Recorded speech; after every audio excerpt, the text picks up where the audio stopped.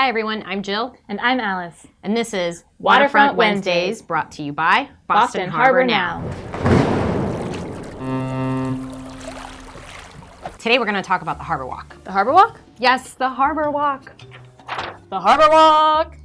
Boston Globe travel writer Chris Muther recently ranted about how tour guides tell people to go to all the same old cobblestone-y, red brick, revolutionary places, and perhaps they should try going someplace new, like the Boston Harbor Walk.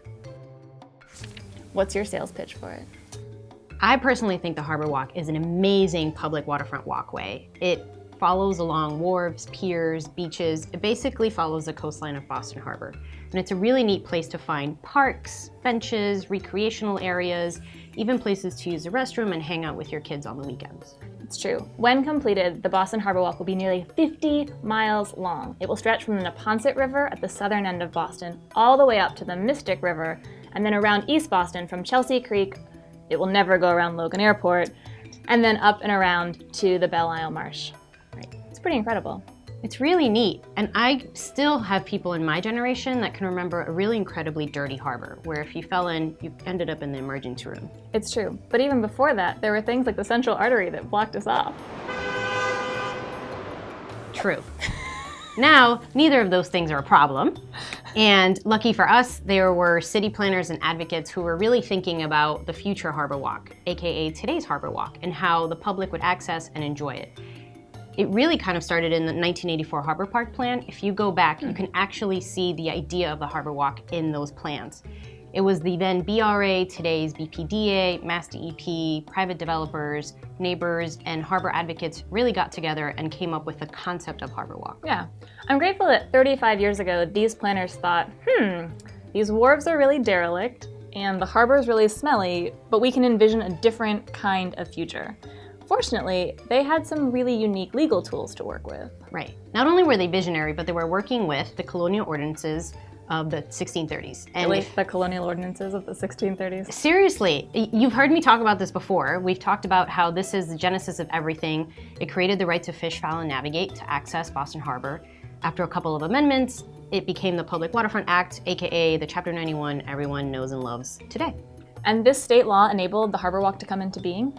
Yes, although technically, if you read through all of Chapter 91 regulations, you will never find the word Harbor Walk in it. What you do find is a provision that forces waterfront developers to set back from the harbor. So now this setback is the public pedestrian area that welcomes residents and tourists alike. They can enjoy it year-round. And in the city of Boston, it's consistently called the Harbor Walk, and given one of these nice wayfinding signs. That's right. You can also find really neat little pockets of sculptures and memorials all along the Harbor Walk. For example, one that stands out to me are the fish sculptures at Eastport Park.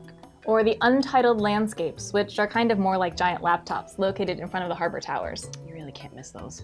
There's also the outdoor sculptures at Harbor Arts, and now the ICA Watershed at East Boston Harbor Shipyard and Marina. Or my favorite, the Charlestown Bells by Paul Matisse, grandson of Henri Matisse, who crossed the Charles River Dam with these little chimes. And I dare you to walk by and not ring them at least once. It happens every time. So good. Every time. There's also a ton of historical little tidbits. For example, there's a memorial firefighter Robert M. Greene at Castle Island.